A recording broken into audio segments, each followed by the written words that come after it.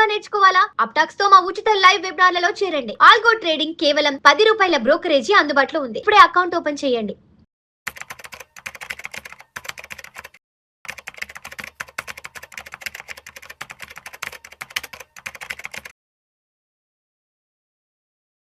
నమస్తే, నేను జీవి సత్యనారాయణ.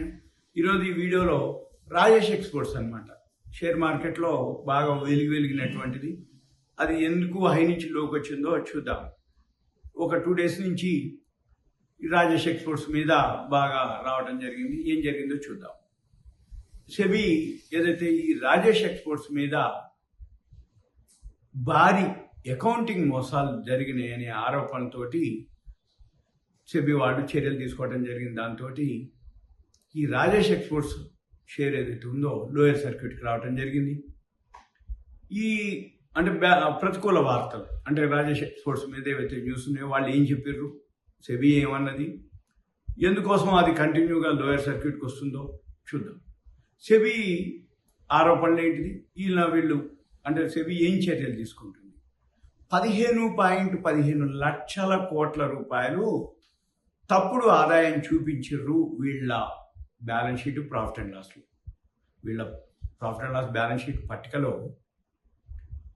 15.15 లక్షల కోట్లు ఎప్పటి నుంచి, ఫైనాన్షియల్ ఇయర్ 2021 నుంచి 2025 మధ్య కాలంలో కంపెనీ ఏదైతే ఆదాయం ఉందో ఇన్కమ్ అదంతా 97% నుంచి 99% ఆర్టిఫిషియల్ అంటే కృత్రిమంగా సృష్టించింది. ఇన్ఫ్లేటెడ్ అంటే లేవు, సేల్స్ లేదు, కానీ కృత్రిమంగా వాళ్ళు చూపించింది అనేది సెబీ 109 పేజీల మధ్యంతర ఉత్తర్వుల్లో పేర్కొనడం జరిగింది. అయితే ఈ సెబీ ఎప్పుడైతే ఉందో మళ్ళీ ప్రమోటర్లు వాళ్ళ మీద నిషేధించడం జరిగింది. ఈ కంపెనీ ప్రమోటర్ ఎవరైతే ఉన్నారో ఆయన మేనేజింగ్ డైరెక్టరు రాజేష్ మెహతా. ఈ రాజేష్ మెహతా ఏదైతే ఉందో అంటే ఆయన సెక్యూరిటీ మార్కెట్లో ట్రేడింగ్ చేయకూడదని కూడా ఒక సెబీ నిషేధించడం జరిగింది. తర్వాత ఈ నిధులు అంటే ఈ 15.15 లక్షల కోట్లు మ్యానిపులేషన్ అనుకోండి, ప్రాఫిట్ అండ్ లాస్లో తప్పుడు డేటా ఇవ్వటం, అంటే ఏంటిది అంటే తప్పుడు ఆదాయం అంటే లేకుండా ఉన్నట్టుగా చూపించడం, అవన్నీ జరిగింది అనేది. అయితే ఈ నిధులు ఏది రాజేష్ ఎక్స్పోర్ట్స్ యొక్క ఏదైతే ఉందో సింగపూరు వల్కంబి అనమాట, వాళ్ళదే అది సబ్సిడరీ కంపెనీ. వల్కంబి పేరుతోటే ఉంటుంది సింగపూరు, అది మళ్ళీ దీంట్లోనే చెప్తాను. మళ్ళీ ఈ వల్కంబి ఏదైతే ఉందో వాళ్ళ ద్వారా నిధులని మళ్లించి ఈ ప్రాఫిట్ అండ్ లాస్ ఆర్థిక నివేదికలు ఏవైతే ఉన్నాయో వాటిని తారుమారు చేసినట్లుగా సెబీ వాళ్ళ యొక్క ప్రాథమిక దర్యాప్తుల్లో చెప్పడం జరిగింది, తేలింది అది.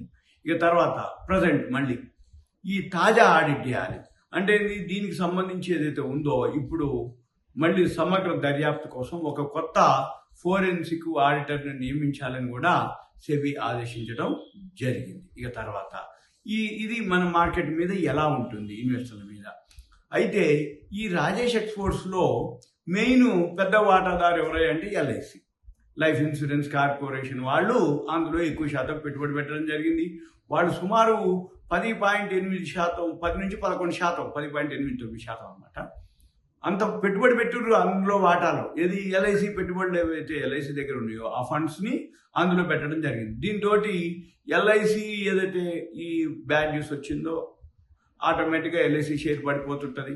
దాంతో ఎల్ఐసిలో ఎవరైతే లక్షలాది మంది రిటైల్ ఇన్వెస్టర్స్ ఉన్నారో వాళ్ళంతా కూడా నష్టపోవడం జరుగుతుంది. ఎల్ఐసి పెట్టుబడి పెట్టింది కాబట్టి ఎల్ఐసి నష్టపోతుంది. కాబట్టి ఎల్ఐసి నష్టపోయిందంటే ఎల్ఐసి షేర్ కొనుక్కున్న వాళ్ళు అనుకోండి, ఎల్ఐసికి సంబంధించిన వాళ్ళంతా కూడా నష్టపోతారు ఇన్వెస్టర్. ఇక తర్వాత ఈ రాజేష్ ఎక్స్పోర్ట్స్ ఏదైతే ఉందో ఇక లోయర్ సర్క్యూట్కి రావడం జరిగింది. ఈ సంవత్సరంలోనే పైనుంచి అంటే 42% పడ్డది, 42 కాదు చాలా పడ్డది, మళ్ళీ చెప్తాను కూడా. ఇకపోతే ఈ ఆరోపణలు ఏవైతే జరుగుతున్నాయో ఇది దేనికి అంటే పిఎల్ఐ, ఈ పిఎల్ఐ ప్రయోజనాలని కోల్పోయే ప్రమాదం ఉంది. అంటే జనరల్గా అంటే మనకి స్కీమ్స్ ఉంటాయి, దాంట్లో ఈ ఆరోపణల నేపథ్యంలో కంపెనీ ఏదైతే ఉందో పిఎల్ఐ స్కీముల కింద ప్రయోజనాలు ఉండవు. తర్వాత ఈ కార్పొరేట్ వ్యవహారాల మంత్రిత్వ శాఖ ఏదైతే ఎంసీఏ ఉందో వాళ్ళు విచారణ జరిపే అవకాశాలు కూడా ఉన్నాయని చెప్పేసి నివేదికలు చెప్పడం జరిగింది. అయితే ఇదంతా ఇలా జరిగిన తర్వాత కంపెనీ ఎలా స్పందించింది? ఈ కంపెనీ ఏం చెప్తుంది? దీన్ని తీవ్రంగా ఖండించడం జరిగింది.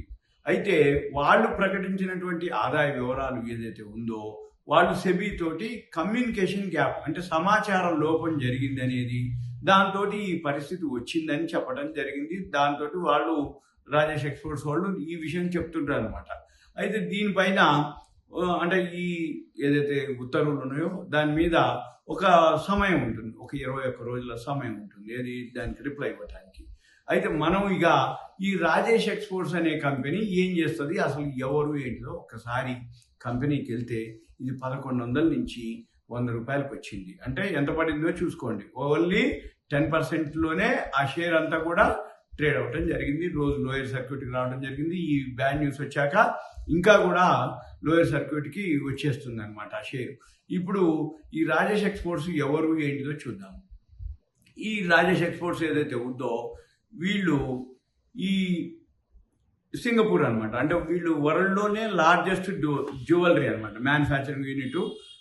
ఇక్కడ వైట్ ఫీల్డ్ బెంగళూరులో ఉంటుంది. అయితే ఇది వచ్చి ఏంటిది, అసలు వీళ్ళు మ్యానుఫ్యాక్చరింగ్ చేస్తారు, ఎక్స్పోర్ట్ చేస్తారు.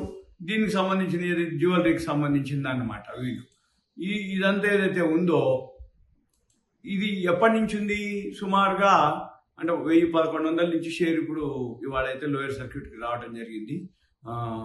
పైనుంచి సుమారుగా వీళ్ళ ప్రాఫిట్ ఎంత అంటే సేల్స్ అనుకోండి 112 కోట్లు మొన్న లాభం చూపించారు. అంతకుముందు 95 కోట్లు ప్రాఫిట్ చూపించారు.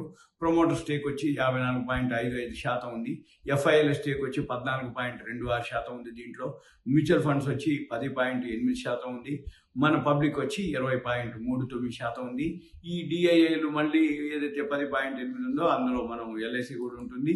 ఇకపోతే క్యాష్ ఫ్లో కానీ ఇవన్నీ మ్యానిపులేషన్ జరిగింది అనేది ఇది అనమాట. ఇక మనం చూడవలసింది ఏంటిది అంటే ఏదైతే కంపెనీకి సంబంధించి ఉందో ఈ కంపెనీ ఏదైతే ఇన్ఫర్మేషన్ ఉందో ఇదంతా మళ్ళీ రాబోయే రోజుల్లో మనం ఏం చేయాలి, ఎలా చూడాలి. ఆల్రెడీ ఇటువంటి ఎప్పుడు జరుగుతూనే ఉంటాయి స్కామ్లు. ఇప్పటి నుంచి కాదు, 92 హర్షాల మేత తర్వాత, 96 మామూలు మార్కెట్ బూమ్ స్కామ్లు, బూమ్లు, 2001 కేతన్ పరేఖ్ స్కామ్ అని, 2000 Y2K సాల్వ్ అయింది. ఇలా ప్రతిసారి ఏదో ఒక కంపెనీ జరుగుతూనే ఉంటాయి అన్నమాట పైనుంచి కిందికి. అయితే అది బయటకు వచ్చే బదులు మనం చూడవలసిన కొన్ని జాగ్రత్తలు ఉంటాయి. ఏదైతే మీరు కొందలుచుకుంటారో, ఏదైతే షేర్ కొందలుచుకుంటారో మనం ఏం చేయాలి అంటే సింపుల్గా ఒకటే లాజిక్ అనమాట. కంపెనీ యొక్క బ్యాలెన్స్ షీట్లోకి, ప్రాఫిట్ అండ్ లాస్లోకి అది మ్యానిపులేషన్ ఉందా లేదా అనేది మనం చూడాలి అంటే సింపుల్గా ఆ కంపెనీ యొక్క సేల్స్ ఎంత పెరుగుతుంది, లాభం ఎంత వస్తుంది, సేల్స్ ఇంక్రీజ్ ఎలా అవుతుంది లేదు అనేది కూడా మనం అన్ని గమనించాలి. అప్పుడు మీకు ఆ promoter stake, profit and loss అకారణంగా అంటే లాభం సేల్స్ ఎంత పెరిగితే లాభం ఎంత చూపిస్తున్నారు, లాభం ఎంత వస్తే అసలు నిజమేనా అబద్ధమేనా అంటే ఎక్కడ మ్యానిపులేషన్ జరిగింది అనేది కనుక మనం కొంచెం గమనించినట్లయితే మనకి పెద్దగా ఏమి ఉండవు అనమాట. ఎప్పుడైనా కానీ ఇటువంటివన్నీ కూడా జరిగిన తర్వాతనే తెలుస్తుంది. కాకపోతే జరగకముందు కొంచెం జాగ్రత్తలు కనుక తీసుకుంటే అప్పుడు రోజు అప్పర్ సర్క్యూట్లకు పోతూ ఉంటుంది షేర్. మళ్ళీ ఇప్పుడు పట్టం మొదలు పెడితే రోజు లోయర్ సర్క్యూట్లకు వస్తూ ఉంటుంది. ఇటువంటి చాలా జరుగుతూనే ఉంటాయి. అయితే ఇక కొన్ని వేల కంపెనీలు, ఉదాహరణకి మీరు సిడిఎస్ఎల్ కనుక వెబ్సైట్ ఓపెన్ చేస్తే సిడిఎస్ఎల్లో ఎన్ని వేల కంపెనీలు రిజిస్టర్ అయి ఉన్నాయో చూడొచ్చు మనం. 49,149 కంపెనీలు సిడిఎస్ఎల్లో అంటే బాంబే స్టాక్ ఎక్స్చేంజ్ డిమ్యాట్ అకౌంట్లు 49,149 కంపెనీలు 49,149 కంపెనీలు రిజిస్టర్ అయి ఉన్నాయి లిస్టెడ్. కానీ మనకి ఇప్పుడు ఎన్ని కంపెనీలు ట్రేడ్ అవుతున్నాయి, ఎన్ని షేర్లు ఉన్నాయి, అవన్నీ వెళ్ళిపోయినాయి, అవన్నీ లేవు, వందల్లో ఉన్నాయి అనమాట. అంటే 49,000లో 10% వేస్తే 4,900 ట్రేడ్ అవుతున్నాయి. ఇంకా అందులో 10% వేసుకుంటే దాని మీద 10, దాని మీద 10, దాని మీద 10 వేసుకుంటే ఒక 30 షేర్లు 30, 50, 100 వెళ్తాయి అనమాట. మంచి మిగిలినవన్నీ కూడా ఏదో ఒక రూపంలో జరుగుతూనే ఉంటాయి. అందుకని ఇన్వెస్టర్లు బాగా జాగ్రత్తగా అప్రమత్తంగా ఉండాలి. ఇదంతా మీకు అవేర్నెస్, ఎడ్యుకేషన్, ఇన్ఫర్మేషన్ మాత్రమే. Thank you. సెలవు.